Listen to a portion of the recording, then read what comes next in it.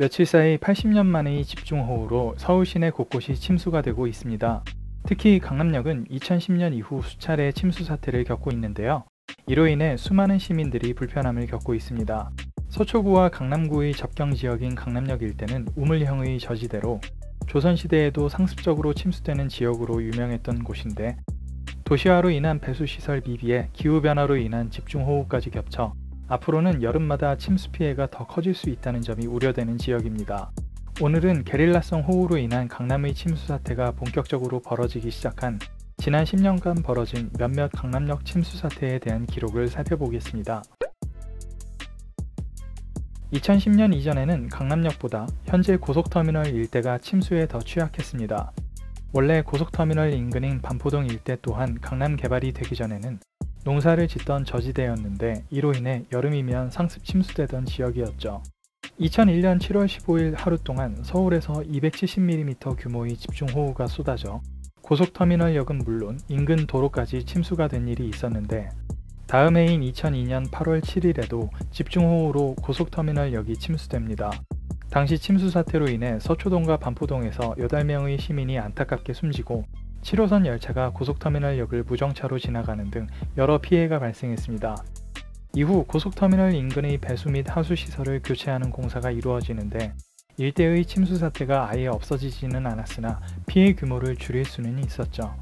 그러나 고속터미널과 달리 강남역에서는 이런 정비 작업이 미비했고, 집중호우가 쏟아지면 강남역 침수 사태는 여지없이 뉴스에 오르게 됩니다. 강남역 침수 사태가 본격적인 사회 문제가 된 것은 2010년 이후입니다. 아마도 2010년 추석 연휴 폭우 사태를 기억하시는 분들도 계실 텐데요. 9월 21일 하루 동안 최고 200mm에 달하는 집중호우로 인해 강남역, 광화문, 신촌, 군자 등 서울 도심 곳곳이 침수됩니다. 이때부터 서울 및 경기 남부 지역의 주요한 교통허브인 강남역 침수에 대해 시민단체와 언론 등에서 수많은 문제 제기가 시작되었죠. 그러나 게릴라성 호우로 인한 강남역 침수 사태는 계속되게 됩니다. 2011년 7월 27일 하루 동안 최고 300mm에 이르는 집중호우가 쏟아져 강남역에서 신논현역에 이르는 지역이 침수로 상당한 피해를 입게 됩니다. 이 침수 사태로 유동인구 100만의 강남역 일대 교통이 마비되었고, 당시 개통을 앞둔 신분당선 또한 피해를 입어 개통이 한 달간 연기되었죠. 2012년은 그 직전 2년간에 비해 서울 시내의 게릴라성 호우는 약화되었음에도 강남역 일대 지역에는 다시 한번 침수 사태가 일어나게 되죠. 서울시는 각종 용역 조사를 통해 분석한 강남역 일대 상습 침수의 원인으로 항아리 지형, 강남대로 하수관로 설치 오류, 반포천 배수 능력 부족 및 삼성사옥 하수암거 시공 오류 등 4가지 원인을 지목했습니다. 이 중 삼성사옥 하수암거 시공 오류는 대기업인 삼성의 이름이 오르내리게 되어 여러 시민단체들이 삼성에 책임이 있는 것 아니냐는 문제 제기를 하기도 했죠. 원래 삼성전자 사옥과 강남역 사이 지하에는 하수관거라는 것이 있었는데, 이는 집중호우 시 강남역 일대의 물을 한강으로 빼내기 위해 설치한 것입니다.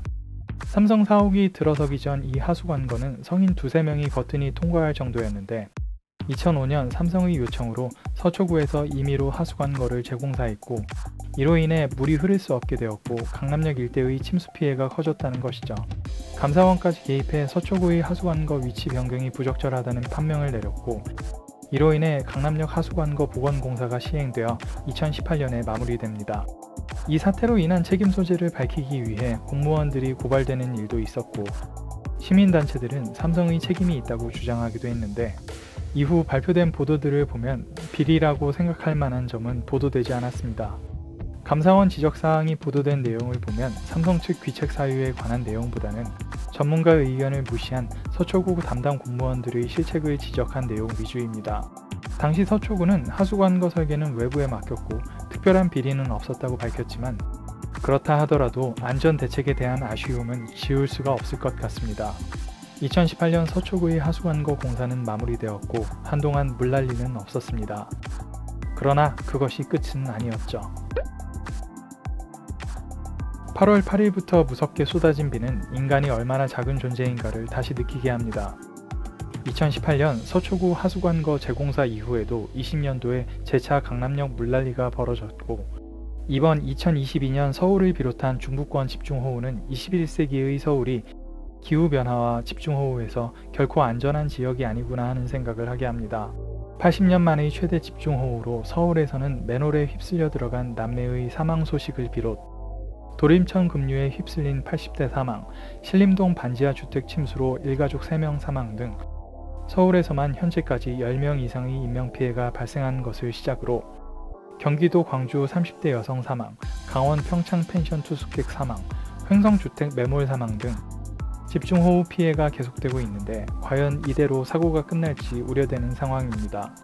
서울시는 기후변화에 대응해 배수 관련 시설을 대폭 확충하겠다고 밝혔습니다.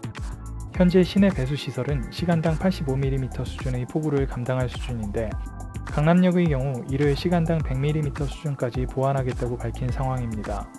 이번 강남역 침수 당시 강남 일대의 강우량은 시간당 최대 116mm를 기록했는데 기후변화에 직면한 상황에서 앞으로 시간당 100mm의 처리 능력이 혹시 부족한 것은 아닐지 우려스럽기는 매한가지입니다.